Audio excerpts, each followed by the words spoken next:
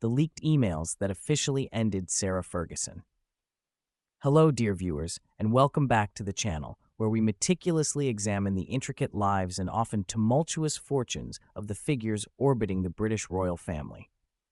Today, we turn our attention to a story of desperation unfolding just outside the palace walls, a narrative of fear and financial peril that is shaking the very foundations of a once prominent royal figure. The subject is Sarah Ferguson, the former Duchess of York, a woman affectionately known to the world as Fergie. The news emerging from her inner circle is nothing short of alarming.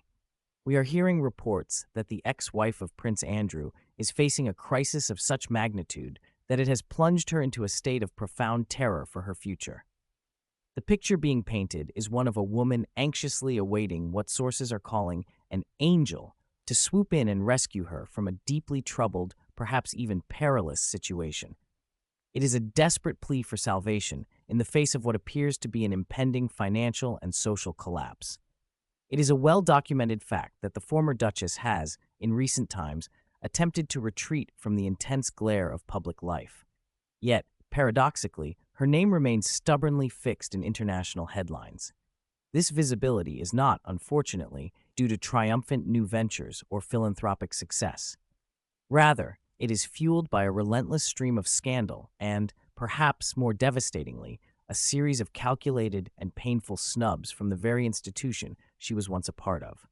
The royal family itself and the numerous organizations she once championed seem to be closing their doors. The gravity of her current state cannot be overstated. An insider, speaking on the strict condition of anonymity, recently claimed that the Duchess of York is now simply waiting for a miracle to happen. That phrase, waiting for a miracle, speaks volumes. It suggests a situation so dire that conventional solutions are no longer viable. The source emphasized that she is profoundly worried, consumed by anxiety over her well-being and her capacity to maintain the semblance of the life she has always known. The heart of this crisis, as reported by a separate source to the investigative outlet Radar Online, is her finances. Fergie, now in her 60s, is reportedly desperate to find a benefactor for her lifestyle. And let's be clear, this isn't a search for a modest retirement plan. This is a frantic, high-stakes scramble to secure the immense capital required to maintain the undeniably lavish existence she has meticulously cultivated for decades. This need has become acutely painful following the formal loss of royal privileges, coupled with a worrying and persistent dwindling of her personal funds. The pressure is immense.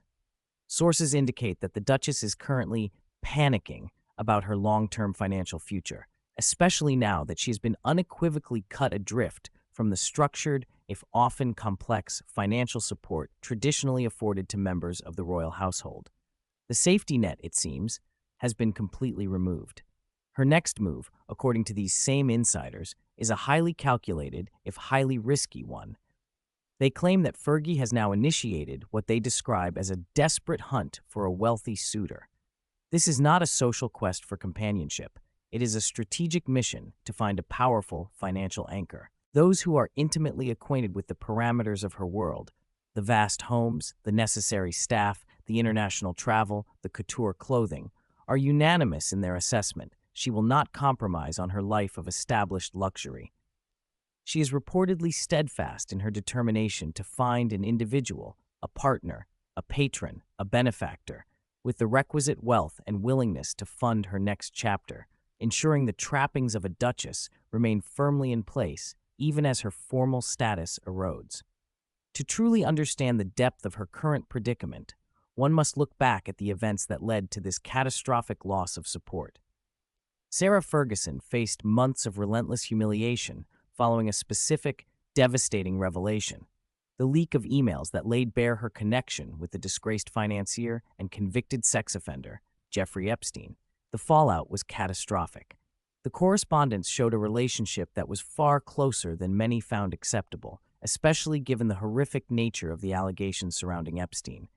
Most damningly, in one specific, highly publicized email, the Duchess once astonishingly described Epstein as a steadfast, generous, and supreme friend. That description, attached to a man whose crimes had become globally notorious, caused immediate and irreversible reputational damage. The fallout was swift and pervasive, exacerbating her already precarious position. While she had lost the coveted Her Royal Highness title upon her divorce, she had managed to retain significant public roles. Now, that was all gone. Her public image was left in tatters. This combination of factors, the loss of status, the public shame from the Epstein link, and the drying up of any residual royal support, has placed her in this desperate position. It's crucial to remember that maintaining a life associated with royalty is not merely expensive. It is ruinously so without a consistent, enormous stream of income.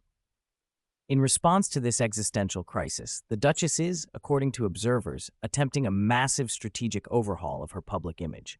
She is reportedly on a mission to rebrand herself as a glamorous, independent woman. This phrase is a carefully crafted narrative designed to appeal to potential benefactors in the public, suggesting a powerful, self-sufficient figure rising from the ashes. However, sources close to the situation are far more cynical.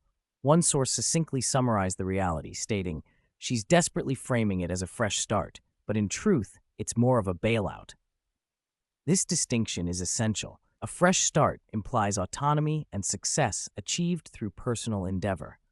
A bailout confirms desperation and dependence on an external financial rescue.